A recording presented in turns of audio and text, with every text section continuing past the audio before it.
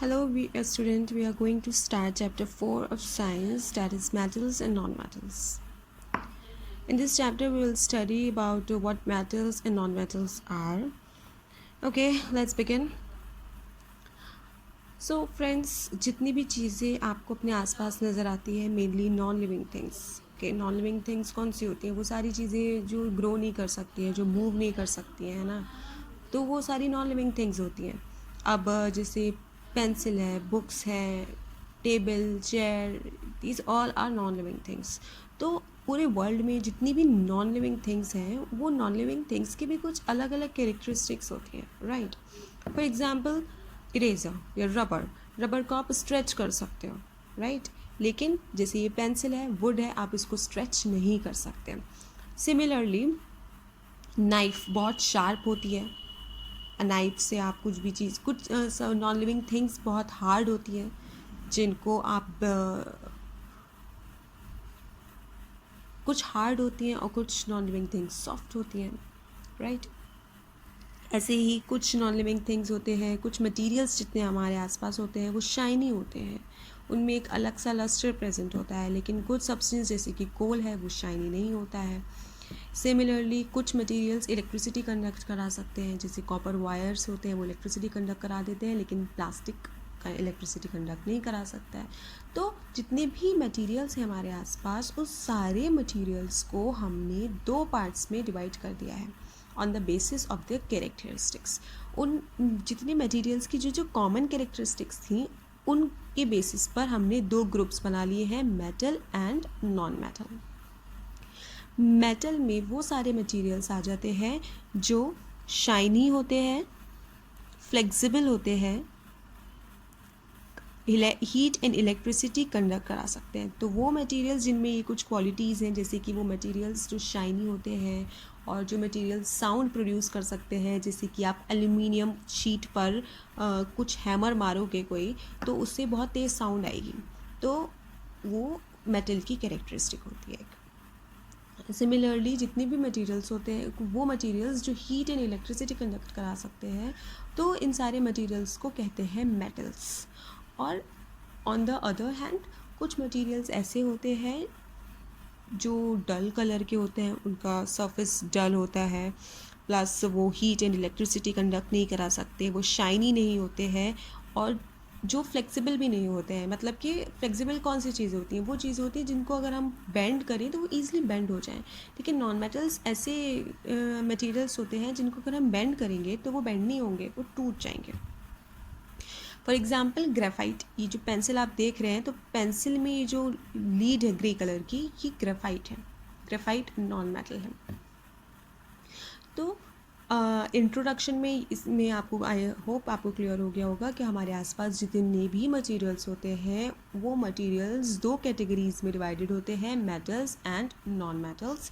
Metals में आते हैं वो सारे मटेरियल्स जो हीट एंड इलेक्ट्रिसिटी कंडक्ट करा सकते हैं, जिन शाइनी होते हैं, जो वायर्स में कन्वर्ट किए जा सकते हैं, जो साउंड प्रोड्यूस करते हैं. और नॉन मेटल्स में वो सारे मटेरियल्स आते हैं जो साउंड प्रोड्यूस नहीं करते हैं, जो वायर्स में भी कन्वर्ट नहीं किए जा सकते, जो बेंड नहीं हो सकते ईजिली, यानी कि जो फ्लेक्सिबल नहीं होते हैं, और जो हीट एंड इलेक्ट्रिसिटी कंडक्ट नहीं करा सकते. तो वो सारे मटेरियल्स आ जाते हैं नॉन मेटल्स में.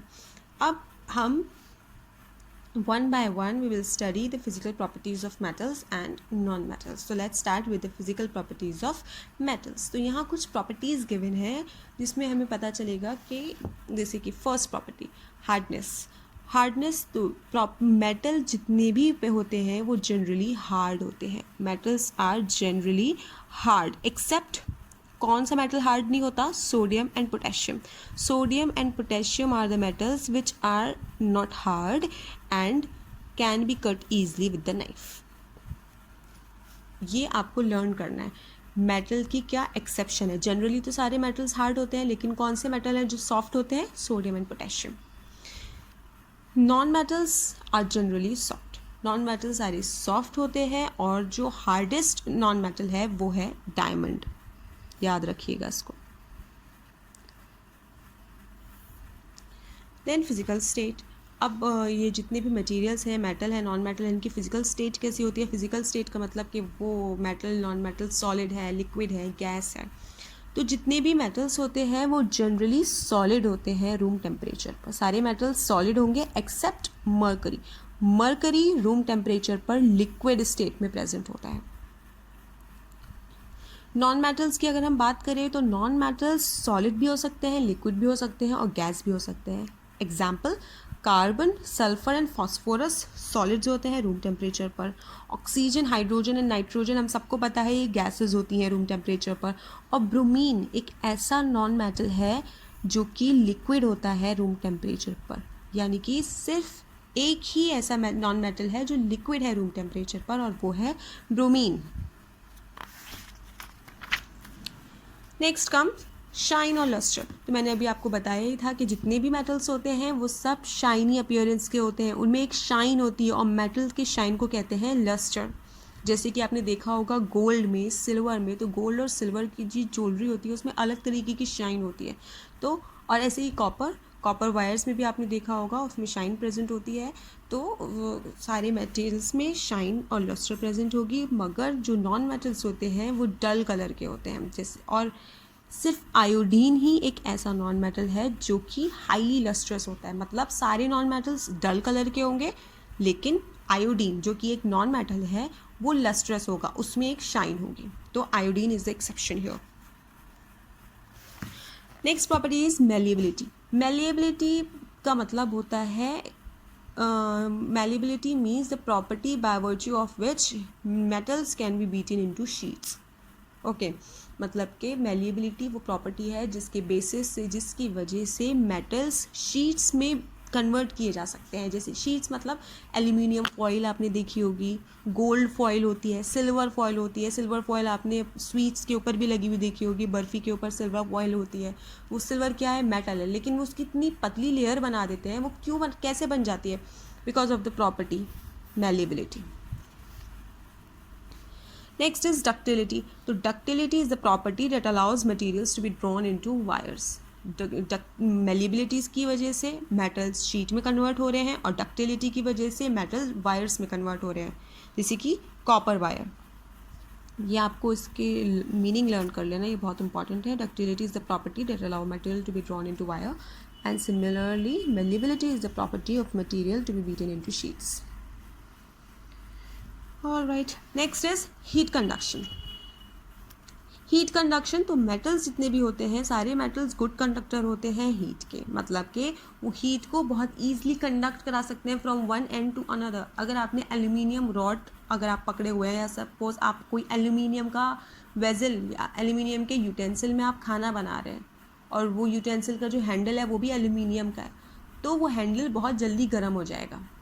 ओके तो मेटल्स जो होते हैं वो बहुत अच्छे कंडक्टर होते हैं हीट के, और वो इलेक्ट्रिसिटी के भी बहुत अच्छे कंडक्टर होते हैं सारे मेटल्स। लेकिन जो नॉन मेटल होते हैं वो पुअर कंडक्टर होते हैं हीट और इलेक्ट्रिसिटी के। Next property comes sonorous. Sonorous का मतलब होता है एक तरह से सोनोरस मतलब अगर आप किसी भी सब्सटेंस को, किसी भी मटेरियल को, स्पेशली मेटल को जब आप एक हार्ड सब्सटेंस से बीट कराओगे, ऐसे मारोगे उस पर, तो उसमें एक अलग तरीके की साउंड प्रोड्यूस होगी। तो मेटल की इस प्रॉपर्टी को बोलते हैं सोनोरिटी और सोनोरस। सोनोरस क्या होता है? सोनोरस वो मेटल्स होते हैं जो कि जब उन पर कोई हार्ड सब्सटेंस स्ट्राइक कराया जाता है तो वो एक साउंड प्रोड्यूस करते हैं, तो उन मेटल्स को बोलते हैं सोनोरस। जैसे कि बेल्स, स्कूल बेल होती है, आपने देखा होगा आपके स्कूल में जो बेल लगी हुई है, तो उस पर जब एक हार्ड सब्सटेंस अगर मारा जाता है, स्ट्राइक कराया जाता है, तो उस पर एक आवाज़ प्रोड्यूस होती है, वो मेटल की प्रॉपर्टी की वजह से होती है। Next is electrical conduction. तो इलेक्ट्रिकल कंडक्शन हम पढ़ ही चुके हैं कि metals are good conductor of electricity and non metals are poor conductor of electricity. Next topic comes तो melting and boiling point. Melting and boiling point क्या होता है? मेल्टिंग पॉइंट वो टेम्परेचर होता है जिस टेम्परेचर पर कोई भी सब्सटेंस मेल्ट होने लगता है, मतलब कि सॉलिड से लिक्विड स्टेट में कन्वर्ट हो जाता है। और बॉइलिंग पॉइंट वो टेम्परेचर होता है जिस टेम्परेचर पर कोई भी सब्सटेंस लिक्विड स्टेट से गैस स्टेट में कन्वर्ट हो जाता है। ऑलराइट, अगर हम बात करें वाटर की, तो वाटर का मेल्टिंग पॉइंट होता है 0 डिग्री सेल्सियस। आइस जो है वो वाटर में कन्वर्ट होना, आइस लिक्विड में कन्वर्ट होना स्टार्ट हो जाता है एट 0 डिग्री सेल्सियस, और वाटर का बॉइलिंग पॉइंट होता है 100 डिग्री सेल्सियस। इसका मतलब ये कि water starts converting into vapours at 100 degree Celsius. तो जितने भी मेटल्स होते हैं, मेटल्स का मेल्टिंग एंड बॉइलिंग पॉइंट बहुत ज़्यादा हाई होता है, और इसी की वजह से मेटल्स को हम डिफरेंट शेप में मोल्ड करा सकते हैं बाय अप्लाइंग हीट।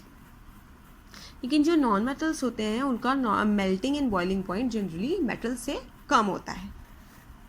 या आपको यहाँ पर टेबल गिवन है, जितने भी मैंने अभी आपको फिजिकल प्रॉपर्टीज़ बताई है वो सारी फिजिकल प्रॉपर्टीज़ का डिफरेंस यहाँ दिया हुआ है एक ही टेबल में, तो दिस इज़ वेरी इंपॉर्टेंट।